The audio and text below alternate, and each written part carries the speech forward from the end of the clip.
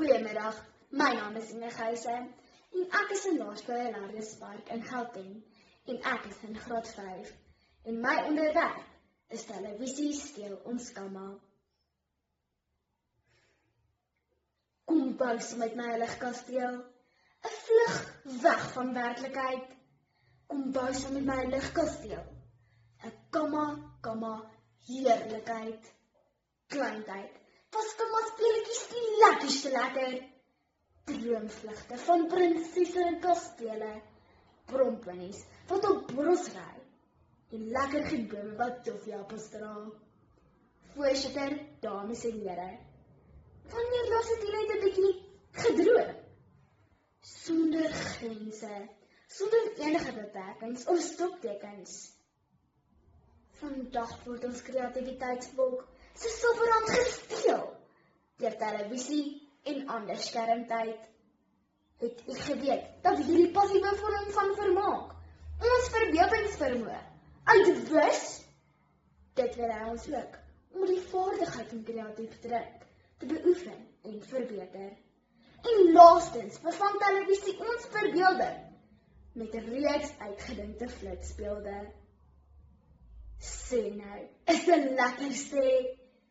Sê nou ek sê, Elfie, wat vertel soos vaderwerk? In 'n artikel, Reading Beats TV for Sparking Imaginative Thinking, gepubliseer op 27 November 2023 op die Universiteit van York se webtuiste, het sielkundige Dr. Sebastian Sergeit 'n studie gedoen om te bepaal wat die invloed van televisie op ons breine is. Hy bevind dat ons vermoë om kreatief te dink, nadat ons televisie gekyk het, met sowat 25 sekondes afneem. Hy het ook bevind dat langdurige skermtyd 'n meer permanente negatiewe uitwerking het op ons brein. Nie net kan ons kamma vermoë ingeperk word nie, maar kan ons die vermoë heeltemal verloor. Televisie kom soos die krens in die nag en vir jou uitvee, het jou Elfie drome soos mis vir die son verdwyn, saam met al die pasiënte.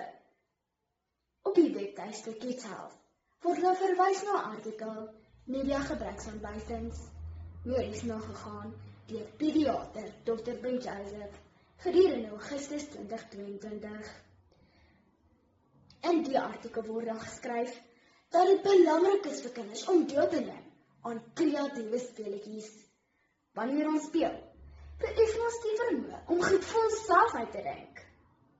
Dr. Ben Joseph sê, aangesien televisie vir baie ouers 'n kinderoppasser is, word ons kammatyd met skermtyd vervang. Ons oefen nie meer ons brein om kreatief te dink nie, en kan ons indoende daardie gedeelte van ons brein nooit ten volle ontwikkel nie. Klink vir my, 'n kop in die wolke is tog beter as vierkantige oë. Mohammed Abdul, skrywer en joernalis vir Letafi.com, skryf op die 31ste Julie 2023 in sy artikel, waarom lees beter is as om flieks te kyk. Dat die lees, gee vlug aan ons kamma, teenoor televisie, wat ons kamma se werke knip. Lees is aktief, televisie kyk is passief. Al ooit gehoor dat iemand sê, die film was beter as die boek? Volgens meneer Abdul is die rede hiervoor dat wanneer ons 'n boek lees, vorm ons brein sy eie beelde en prentjies. Ons dink ons eie kamma uit. Daarteenoor vloei televisie ons brein met reeds uitgedinkte flitsbeelde.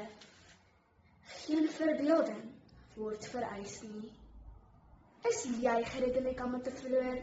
Of wil jy nog innoverend kan dink, sonder dat televisie jou breinkrag steel? Wil jy die vermoë om kreatief te dink, beoefen en verbeter, deur elke nou en dan nog te droom? Wil jy eerder jou eie prentjie vorm van hoe die Eka-bog moet lyk? Dames en here, vandag se kamma is môre se vooruitgang. Moenie toelaat dat die platboks in die sitkamer jou breinkrag steel nie. Soos Willy Wonka se ma sal sê, Elke goeie in die wêreld begin met 'n droom. So hou vas aan joune.